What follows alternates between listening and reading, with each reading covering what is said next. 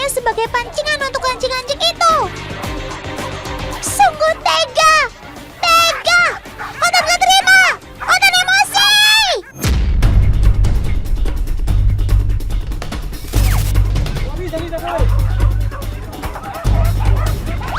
Ups, don't be angry guys. Satu lagi nih, tradisi unik dari ranah Minang. Yap, pacu anjing.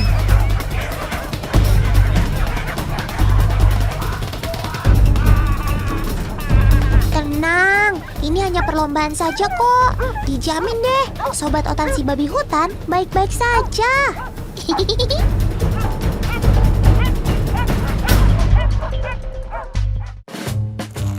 Berburu babi sudah menjadi tradisi suku Minangkabau. Awalnya bertujuan untuk menyelamatkan tanaman warga yang sering dirusak hama babi.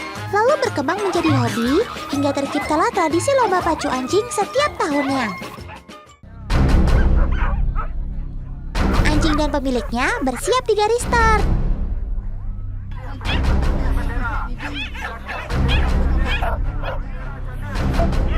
Sedangkan babi hutan berada di ujung lapangan pacu sebagai pemancing agar anjing-anjing berpacu ke garis finish.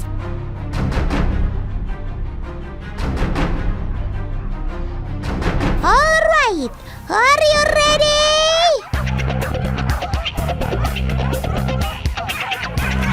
Ayo, lari yang kencang!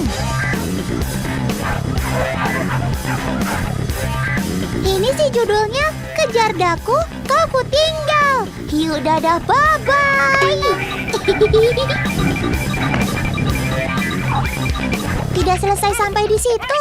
Para pemenang kemudian diadu kembali untuk menentukan siapakah jawaranya.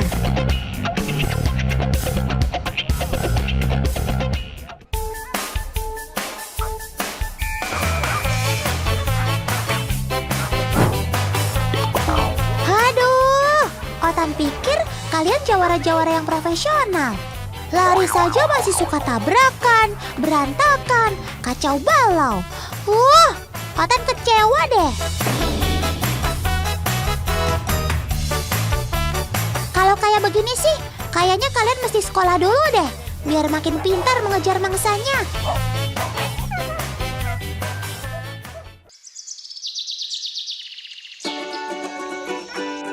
Daerah Baso, Kabupaten Agam, Sumatera Barat, sekolah anjing ini berada, teman. Tenang, gak ada pelajaran matematika, apalagi pelajaran bahasa Inggris kok.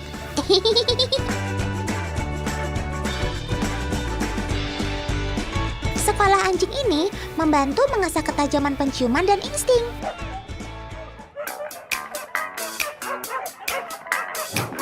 Oh iya, Otan sampai lupa mengenalkan nih. Sobat Otan yang digunakan untuk berburu atau pacuan adalah jenis anjing campuran, teman.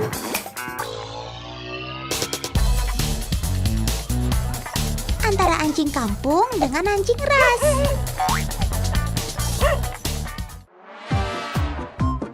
Anjing kampung diyakini memiliki kelebihan daya tahan tubuh dan stamina yang lebih baik, serta tidak memerlukan perhatian khusus bila dibandingkan dengan jenis anjing ras lainnya yang memang masih kalah memesona. Sedangkan anjing ras memiliki mental yang bagus, namun tidak memiliki stamina yang baik bila digunakan untuk pacuan. Dan bila kedua jenis anjing ini disatukan, akan menghasilkan jenis anjing yang sempurna untuk dijadikan anjing pemburu atau pacuan.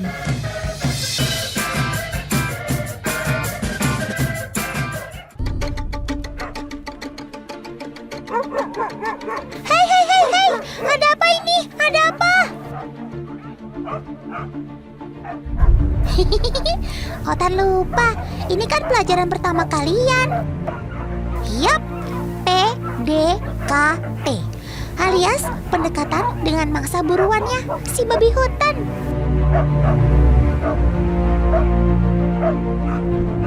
Karena anjing memiliki indera penciuman 100 kali lebih baik daripada manusia dan dapat membedakan lebih dari 1000 macam zat bau, makanya pendekatan ini dilakukan agar anjing mudah mengenali bau tubuh calon mangsanya ini.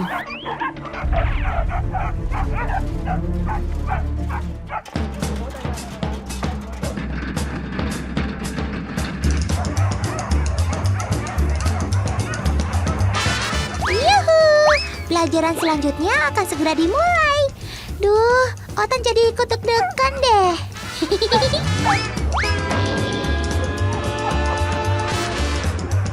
Hei, sabar, sabar. Semua ambil posisi. Bersiap. 1, 2, 3.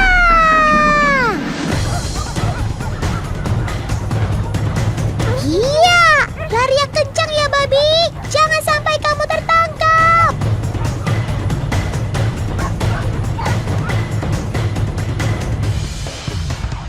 Sirkuit atau jalur pacunya sengaja dibuat berkelok untuk melatih insting anjing untuk memburu.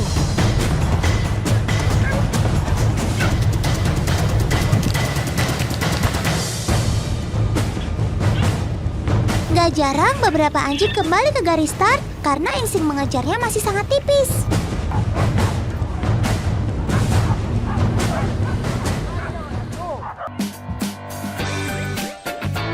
Rata-rata, anjing-anjing pacu yang mengikuti sekolah anjing ini adalah anjing pemula. Karena lebih mudah membentuk mentalnya pada saat anjing masih usia muda, teman.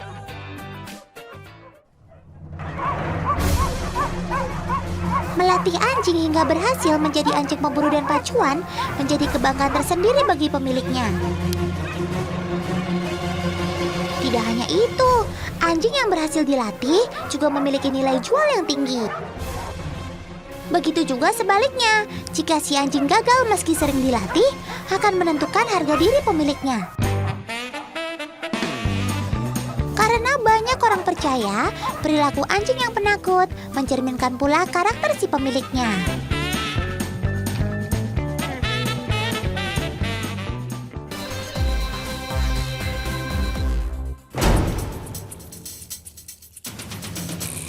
Loh, Sob, kenapa kamu ada di tengah pemukiman warga?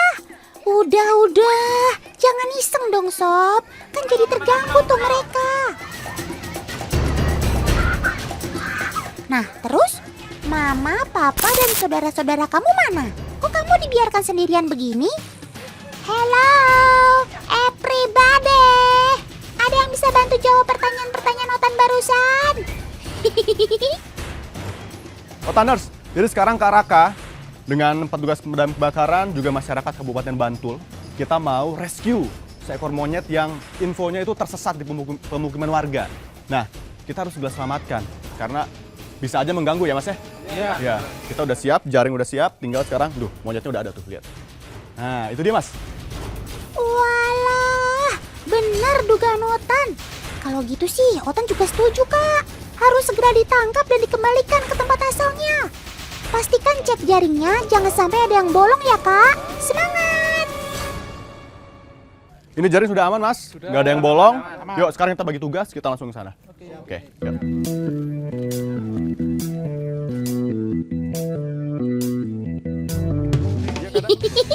Dasar kamu ini, Sob. Mau ditangkap malah balik ngusilin. Bercanda mulu deh. Nanti aja bercandanya. Sekarang bantu Kak Raka. Kamunya harus nurut.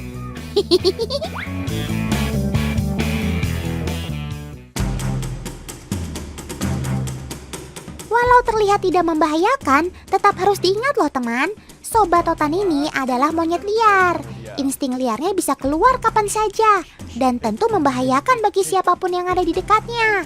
Cara menangkapnya juga tidak boleh sembarangan. Harus benar-benar menunggu saat yang tepat. Jangan sampai memaksa monyet untuk segera tertangkap. Malah sangat memungkinkan dia menyerang balik. Dan bisa juga melukai monyet itu sendiri. Nah, kalau situasi sudah terpojok kayak gini, baru deh. Ayo, Kak. Yes, kena juga kamu, Sob. Lu. Malah lepas lagi. Lincah banget kamu ini ya, kecil-kecil. Itu tadi sebenarnya udah dapet. Udah kena, ketutup jaring. Cuman emang karakter monyetnya tuh aktif banget dia. Pengennya main-main, usil. Jadinya lepas. Kita kejar lagi ya. Udah Kak Raka, biarin aja dia capek sendiri. Nanti juga ketangkep kok.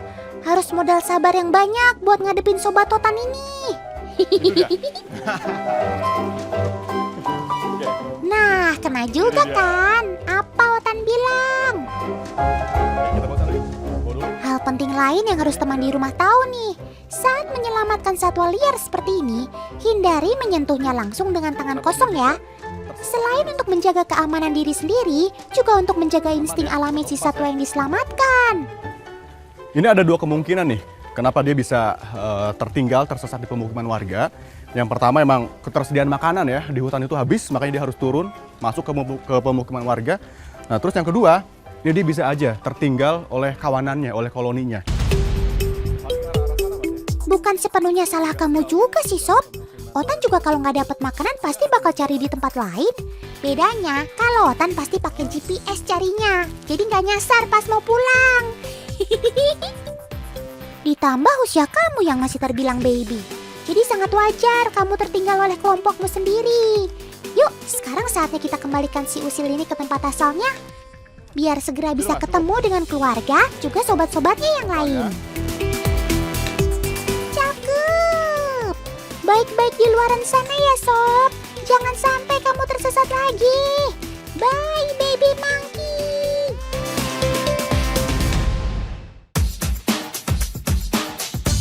Beginilah seharusnya mereka saat di alam teman. Hidup berkelompok kemanapun mereka pergi, termasuk saat mencari makanan sehari-hari. Monyet bernama ilmiah Macaca fascicularis ini hidup tersebar di wilayah Asia Tenggara, termasuk Indonesia. Perilakunya cenderung ramah terhadap manusia, selama mereka tidak merasa terganggu. Walau terlihat hidupnya rukun dengan sesama, semuanya bisa berubah hanya karena urusan makanan loh. Bisa bikin mereka lupa segalanya. Otan mau ngeprank mereka ah.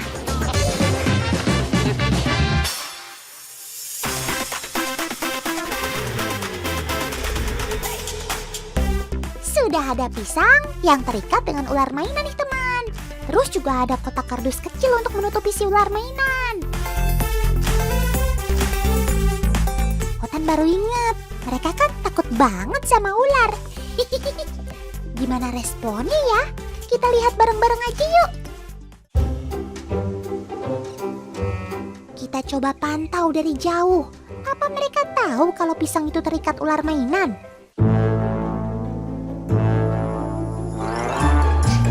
Dan ternyata dia nggak peduli dengan jebakan Batman yang Otan siapkan. Asal ambil, taunya ada ular mainan yang terikat. Kaget kan? Maaf ya Sob. Perilaku seperti ini mencerminkan kalau mereka termasuk hewan yang penuh dengan perhitungan. Saat tahu ada bahaya yang mengancam dirinya, seketika makanan yang dipegang pun akan dilepas dan ditinggalkan. Setelah itu, mereka akan benar-benar waspada, mengamati sampai situasi benar-benar aman. Saat ada kesempatan, baru deh makanannya diambil lagi. Tapi kali ini kan pisangnya udah terikat kencang dengan ular mainan Sob. Jadi kalau kalian gak lepas ikatannya, itu ular bakal ngikutin terus.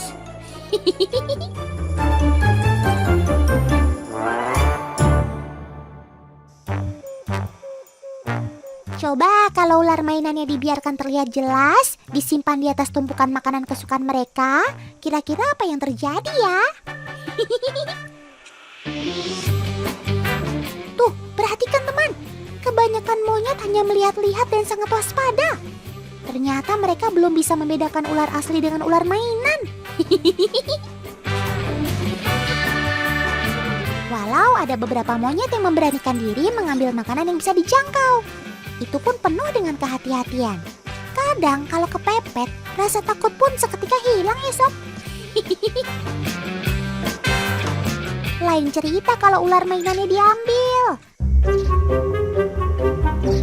Nah kan, rebutan deh. Woi, bagi-bagi dong. Itu kan yang lain belum kebagian semua. Masa dihabisin sendiri? Dasar kalian ini, urusan makanan lupa kan sama saudara. Maunya kenyang sendiri.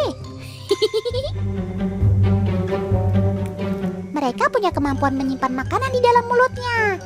Jadi selama mulutnya masih bisa menampung makanan, terus aja tuh diambil tanpa memikirkan yang lainnya.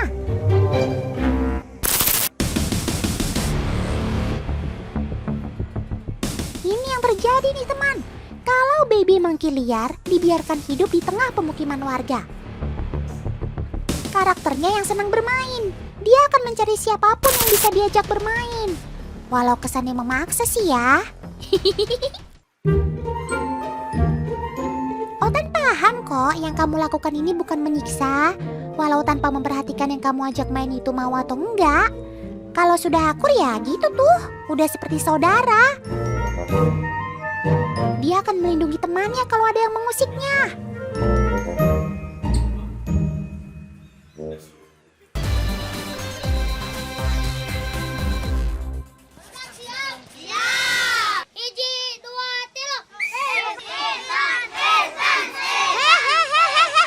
Kok kalian tega banget sih nggak ajak-ajak Otan? Otan sedih. Emang lagi pada main apa sih? Suara penontonnya ramai banget sampai kedengeran ke RT sebelah. Oh, lagi pada balapan kepiting rupanya. Ya udah idenya. Ayo, ayo, ayo. Yang menang traktir Otan makan pisang keju ya.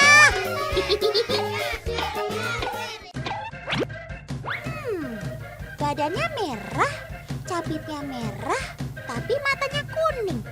Ini kepiting apa ya? Teman di rumah ada yang tahu? 3, 2, 1. Tetot! Waktu habis. Oke guys, jadi sobat Otan ini namanya kepiting vampir.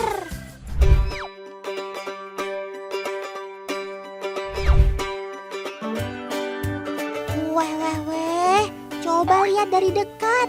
Seram ya penampilannya, seseram namanya. Matanya kuning melotot begitu. Jangan-jangan krustasea yang satu ini beneran suka minum darah.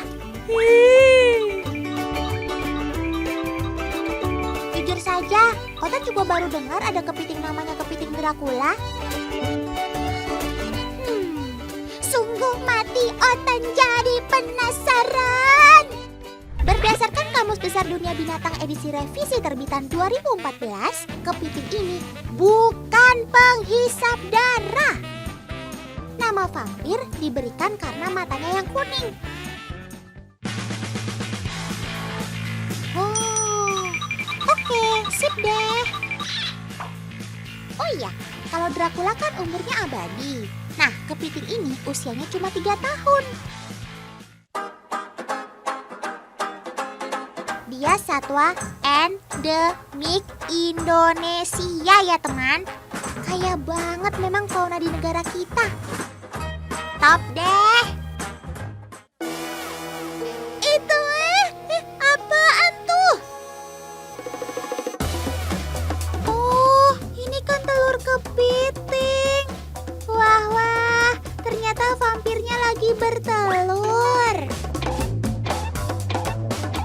Telur-telur ini sudah 6 bulan berada di perut kepiting dan siap menetas.